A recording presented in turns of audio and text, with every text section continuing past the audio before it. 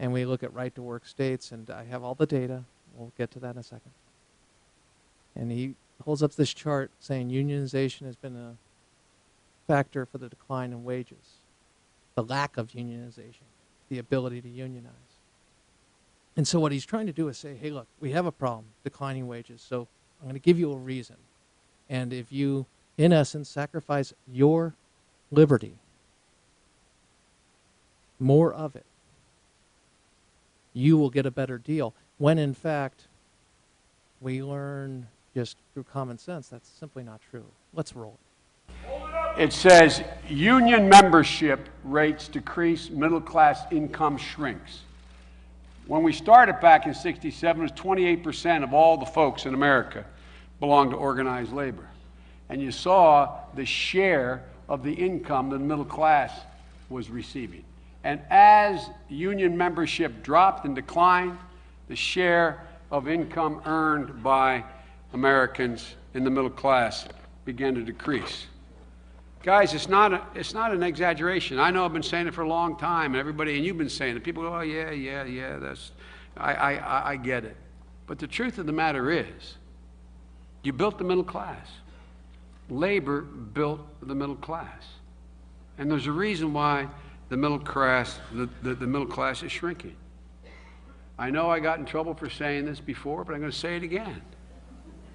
You guys are the only guys keeping the barbarians at the gate, man.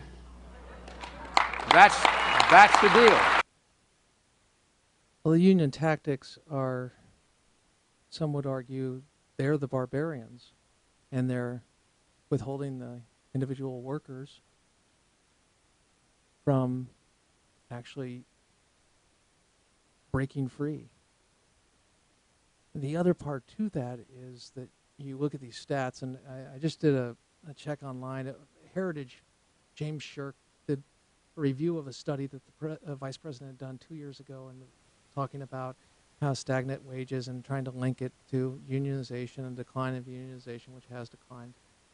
The only place actually has increased is the government unions, and even FDR opposed those because we don't want our workers electing their bosses. It's a conflict of interest and also puts the state at the mercy of a particular contingency, and that's for a particular service. It doesn't work.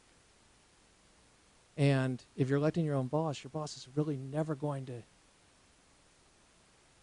be able to deny you. It's a problem, conflict. And so we've seen, I mean, Governor Walker was pretty smart in the way he did it because he segregated out particular unions. And there are ways politically, and politically you have to look at the spectrum of what is possible, the art of what's possible, out of was von Bismarck. The idea is this, that you can get something done. Now, here's what I'm saying to you, and I know this sounds a little dry, but understand, the idea that the union is standing up for you is an attractive idea. It's very attractive. I mean, the worker's trying to exploit you, and the boss is trying to exploit you, but the union's going to say, and I have no doubt that there are situations where people have joined a union very happy, and they're entitled to that, absolutely. You're also entitled to the result of overplaying your hand under the union. You're also, and that means if you're getting such a sweet deal and the business goes bunk, or the government goes bunk, that made these promises, what happens? Is it fair? I don't like people losing pensions or having pensions cut back. No, absolutely not. My point is that there's a reality, and there's nothing that's going to come in and make 2 + 2 = 5 and basically change the laws of economics as we know it. The only entity, the only person who can do that is God. And government's not God. Government can manipulate in every human way and play the game and ask for bailouts and look to Washington for a little payoff. They can do that. Again, they can print the money, but sooner or later the bill comes due. And we're seeing that right now. The idea of, hey, we're going to cut back on quantitative easing. And what does that mean? Well, that means we're going to have a shock, and people are going to say, the stock market's the place where we're going to put our stuff, but not so much now. Not as stable. No, jitters, where to put it. You got to defend what you have. So there's a lot going on here. And people say, buy gold. I'm not giving any type of economic advice, mind you. I'm just saying that's why you see a number of things that you've seen. That's why you see William Devane out there making the statements he makes. Because they're not secure.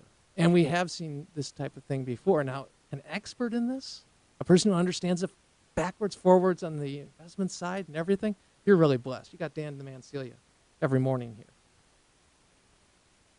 Now, my point in pointing all this out is we have a situation where if you have things that are overpromised and you are selling the idea that I'm standing up for you, that standing up for you is the same that the president makes for every reason the government's coming in and having another regulation, another power. But it inevitably comes back to limiting freedom and limiting growth.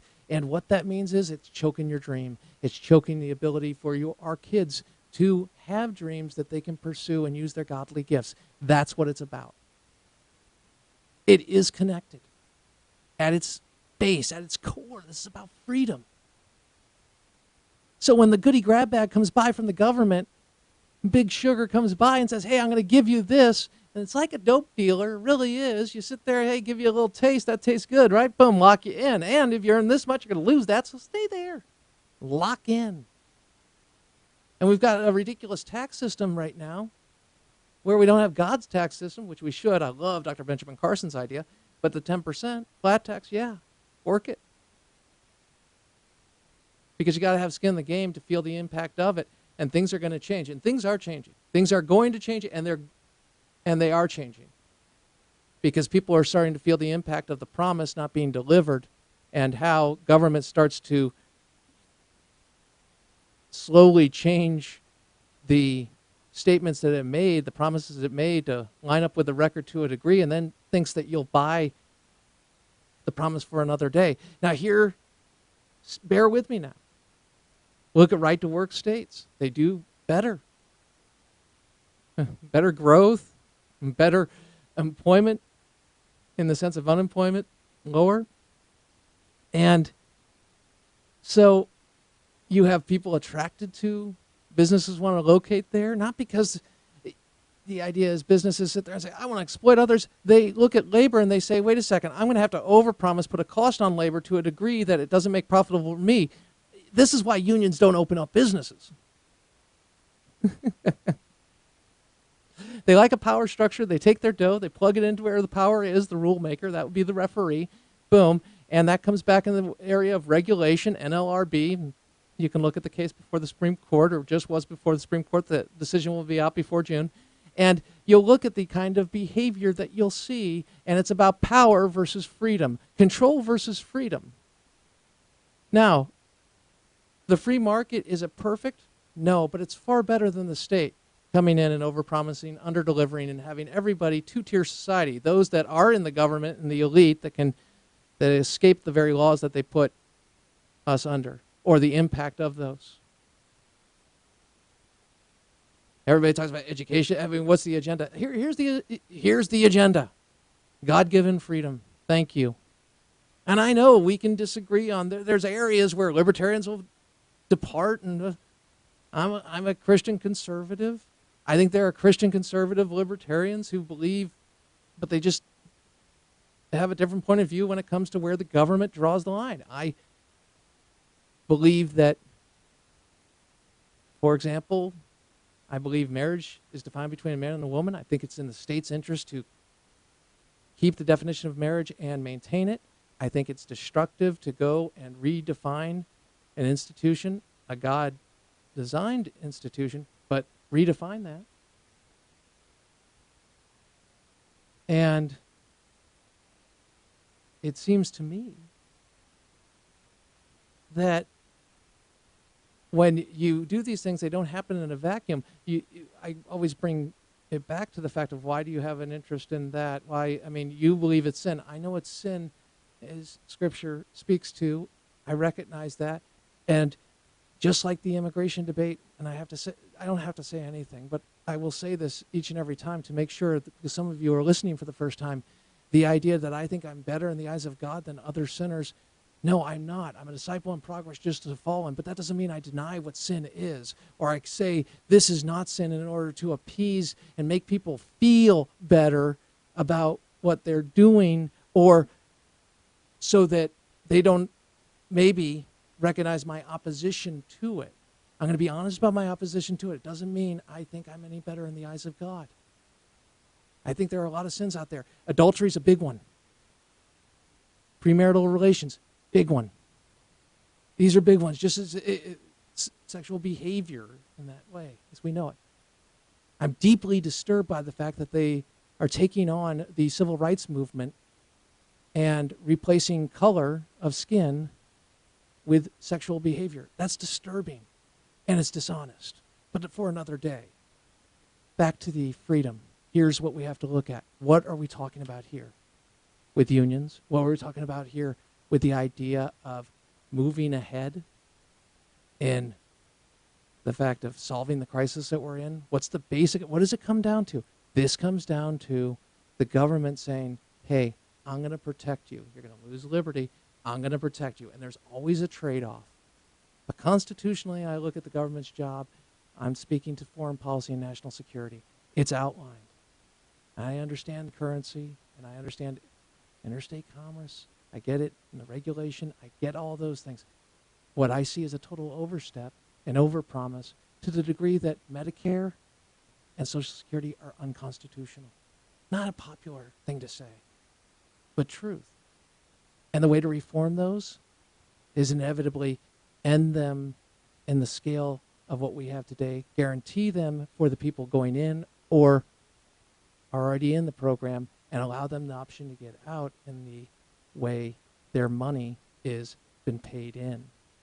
And now I look at the 6.2% solution, for example, with Social Security, but that's another day, and that's the Cato Institute and their idea, Michael Tanner specifically.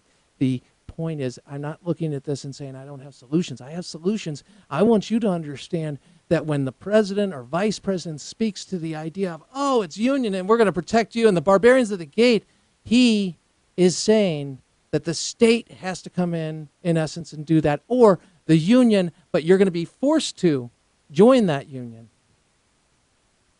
And you're not going to be offered that choice. That means no freedom for you. So it's a choice of individual liberty and recognizing that. If this hour had a theme, that would be it. Recognizing your rights come from God and understanding that when we talk about whatever issue it may be, it's going to break down to that. Tell me something. How has President Obama and the left's policies, education, debt, national security, health care, name it, how have they done with that promise and the promises they've made? Jobs? So RD, your business. Buffet, take it, leave it, whatever. Not about that. It is about choices, and the culture and the foundation of the Judeo-Christian foundation we're founded on recognizing God is our provider, is our creator, and the one who endowed us with inalienable rights of life, liberty, and pursuit of happiness. Understand that, you understand every debate. Crane Durham's Nothing But Truth, AFR Talk.